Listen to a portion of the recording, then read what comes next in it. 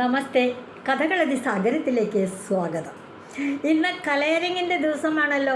എറണാകുളം ജില്ല വാര്യർ സമാജത്തിൻ്റെ ഈ ആഘോഷം നിങ്ങൾ മറന്നോ? ഞാൻ ഇന്നും പതിവ് പോലെ ഒരു പാചക റെസിപ്പിയുമായിട്ടാണ് വന്നിരിക്കുന്നത്. വൈകുന്നേരത്തെ 4 മണി ചായയ്ക്ക് എടുക്കാവുന്ന ഒരു 4 മണി പലഹാരം.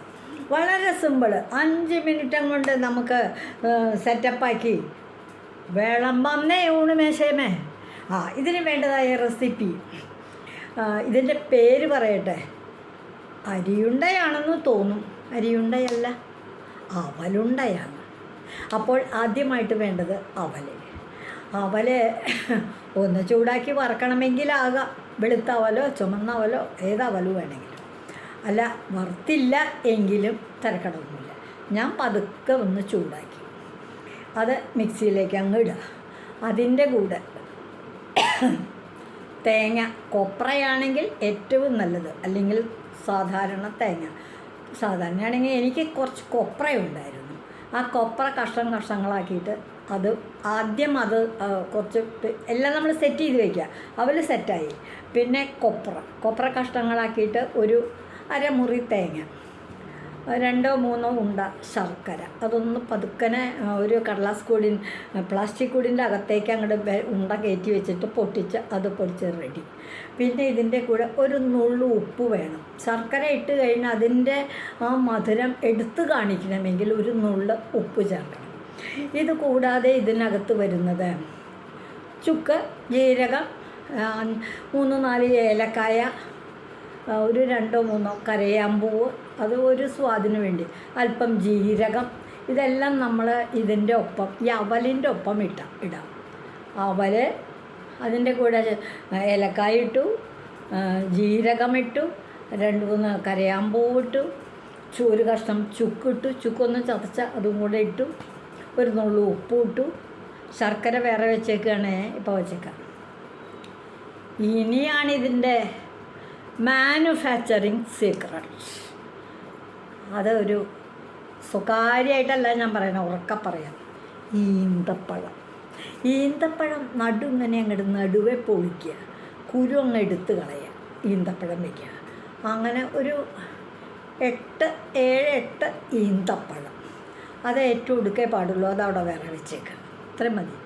വറുത്ത കശുനണ്ടിപ്പരിപ്പ് ഉണ്ടെങ്കിൽ ഒരു 5-6 കശുനണ്ടിപ്പരിപ്പ്, ഇത്രയും ചേർത്ത് ഇവിടെ റെഡിയാക്കി വയ്ക്കുക. ഇനി ഇത് ഉണ്ടാക്കണ വിധം, ആദ്യം തന്നെ തേങ്ങ കൊത്ത് അവൽ മാത്രം ഇട്ടൊന്ന് പൊടിക്കുക. നല്ലോണം അവൽ പൊടിച്ചിട്ട്, അപ്പോൾ അവലിൻ്റെ കൂടെ ഏലക്ക പൊടിഞ്ഞു, ജീരകം പൊടിഞ്ഞു, ചുക്കും പൊടിഞ്ഞു, കരയാമ്പൂവും പൊടിഞ്ഞു, ഒരു നുള്ളു ഉപ്പും ചേർന്ന് പൊടിഞ്ഞു.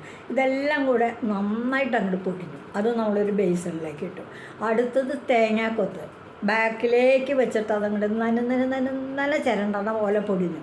ആ തേങ്ങയും നമ്മൾ ഈ പൊടിയിൽ ബേസണിലേക്ക് ഇട്ടു. പിന്നെ ഉള്ളത് ശർക്കരയും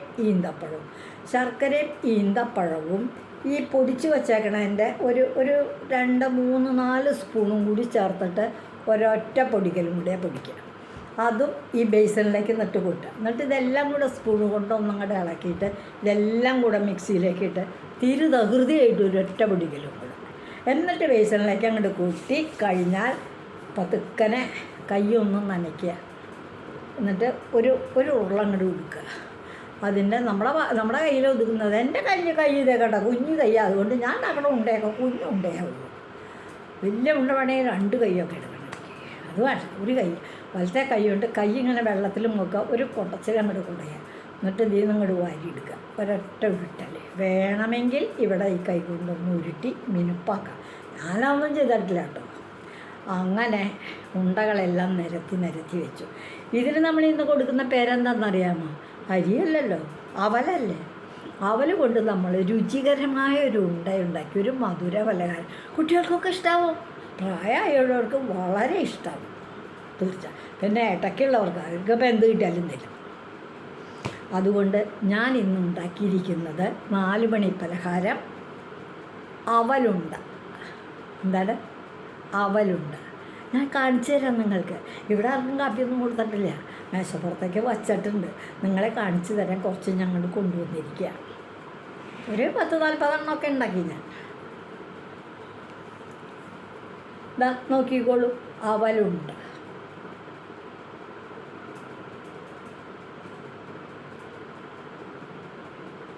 ഓക്കെ, നല്ല പലഹാരം കേട്ടോ. ഈ ഈന്തപ്പഴം വച്ചിട്ട് അവലും കൂടി ചേർത്തിട്ടുള്ളൊരു ഉണ്ട, അരിയുണ്ടയുടേതല്ലാത്ത അല്പം വ്യത്യസ്തമായൊരു സ്വാദാണുള്ളത്. അതുകൊണ്ട് ഇതെല്ലാവർക്കും ഇഷ്ടപ്പെടുമെന്നാണ് എൻ്റെ വിചാരം. നിങ്ങൾ ഉണ്ടാക്കിയിട്ടില്ലെങ്കിൽ ഒന്ന് ഉണ്ടാക്കി നോക്കൂ. ഉണ്ടാക്കിയിട്ടുണ്ടെങ്കിൽ ഒന്നുകൂടെ ഞാൻ പറഞ്ഞതിൽ നിന്ന് വ്യത്യസ്തമായിട്ട് വേറെ വിധത്തിലാണെങ്കിൽ ഈ വിധത്തിലും ഒന്നുണ്ടാക്കി നോക്കൂ. അപ്പോൾ എല്ലാവർക്കും ഇന്നത്തെ എൻ്റെ ഈ ചായ പലഹാരം ഇഷ്ടപ്പെടും എന്ന് ഞാൻ ആഗ്രഹിക്കുന്നു. നിങ്ങൾ മറ്റുള്ളവരോടൊക്കെ പറഞ്ഞു കൊടുക്കൂ, അവരുമൊക്കെ ഉണ്ടാക്കി കഴിക്കട്ടേന്നേ. അവർ വളരെ എളുപ്പത്തിൽ കിട്ടണതല്ലേ. ഒരു 10 ഈന്തപ്പഴോ അതൊക്കെ കിട്ടും, ഇഷ്ടംപോലെ കിട്ടും. ശരി, എല്ലാവർക്കും ഇതുവഴി ഇന്നത്തെ എൻ്റെ പാചക വിധിയിലേക്കുള്ള കോൺട്രിബ്യൂഷൻ അവലുണ്ട. ഞാൻ നിങ്ങളുടെ മാലതി ചേച്ചി. ഈ പലഹാരം ഉണ്ടാക്കാൻ നിങ്ങളുണ്ടാക്കും, മറ്റുള്ളവരെ പ്രേരിപ്പിക്കും. ഇതുവഴി വന്നാലും ഇത്തിരി നേരം ഇരുന്നാലും കഥകൾ കേട്ടാലും കളിയായി പറയും കഥയാണ്, കാര്യം പറയും കഥയാണ്. എല്ലാവർക്കും